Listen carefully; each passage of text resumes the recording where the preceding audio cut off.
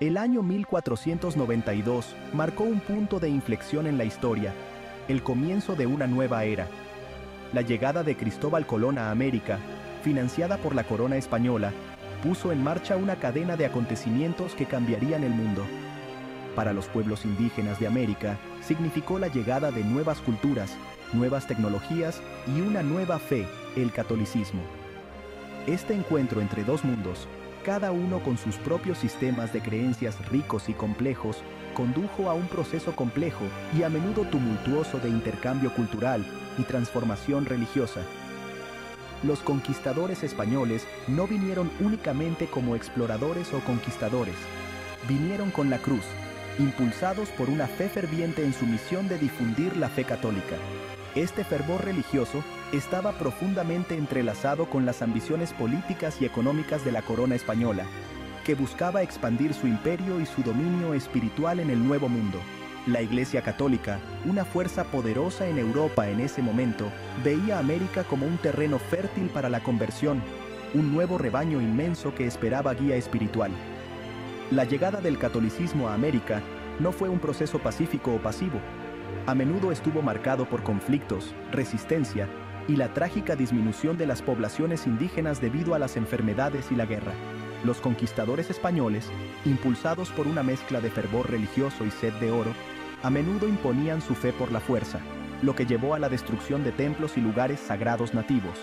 La imposición de una religión extranjera, a menudo acompañada de violencia y opresión, dejó una huella imborrable en el paisaje cultural y espiritual de América.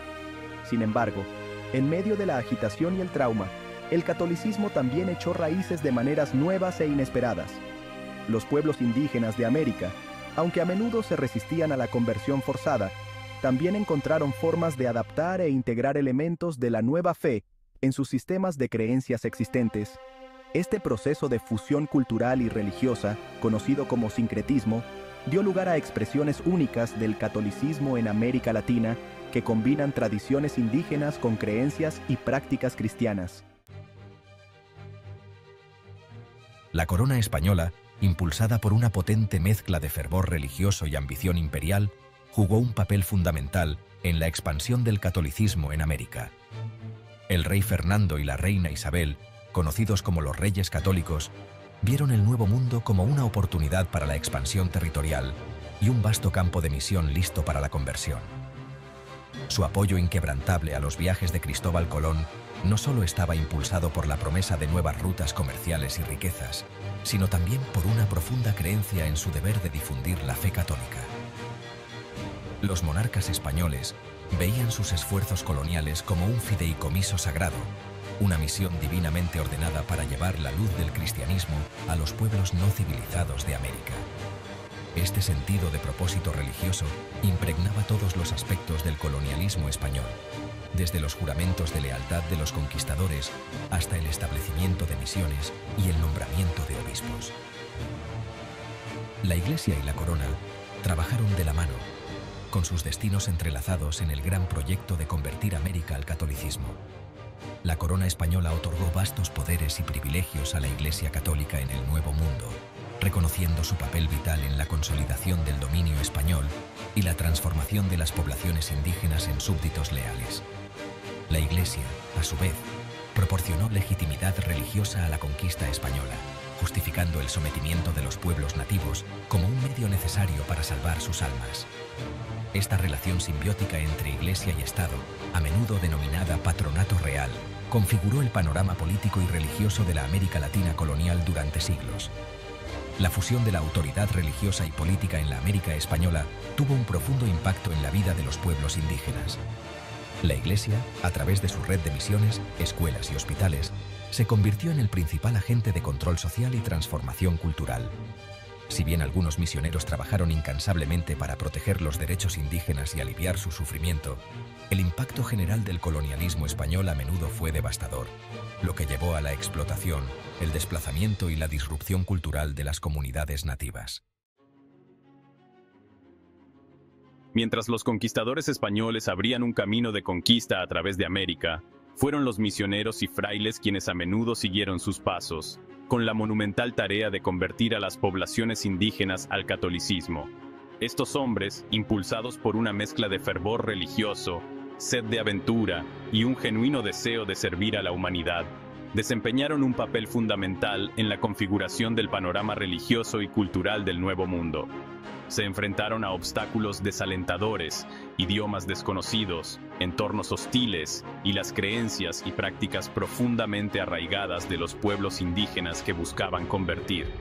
Los misioneros, provenientes de varias órdenes religiosas como los franciscanos, dominicos y jesuitas, emplearon una variedad de métodos en sus esfuerzos por evangelizar a las poblaciones nativas. Algunos se sumergieron en las culturas indígenas, aprendieron idiomas nativos, estudiaron costumbres locales y buscaron construir puentes de entendimiento. Establecieron misiones, a menudo en áreas remotas que sirvieron como centros de instrucción religiosa, desarrollo agrícola y servicios sociales para las comunidades indígenas. Estas misiones, aunque a menudo concebidas como instrumentos de conversión, también desempeñaron un papel complejo en la sociedad colonial, proporcionando protección, educación y oportunidades económicas para algunos pueblos indígenas. Sin embargo, el proceso de conversión a menudo estuvo plagado de tensiones y conflictos. Muchos misioneros, convencidos de la superioridad de su propia fe, buscaron erradicar las creencias y prácticas indígenas, que consideraban idolatría o superstición. Destruyeron objetos sagrados, prohibieron ceremonias tradicionales e impusieron normas culturales europeas a las comunidades indígenas. Este imperialismo cultural, a menudo llevado a cabo con el respaldo de la corona española, condujo a la supresión y pérdida de idiomas, religiones y prácticas culturales indígenas. A pesar de los desafíos y la naturaleza, a menudo coercitiva de los esfuerzos de conversión, muchos pueblos indígenas abrazaron el catolicismo, aunque a menudo lo combinaron con elementos de sus propias creencias y tradiciones. Este sincretismo, un testimonio de la resiliencia y adaptabilidad de las culturas indígenas, dio como resultado una forma única de catolicismo que incorporó rituales, símbolos y figuras espirituales indígenas. La Virgen de Guadalupe, por ejemplo, venerada como símbolo de la fe indígena y católica, encarna este complejo proceso de fusión cultural y religiosa. La influencia de la Iglesia Católica en la América Latina colonial se extendió mucho más allá del ámbito de la doctrina y la práctica religiosas.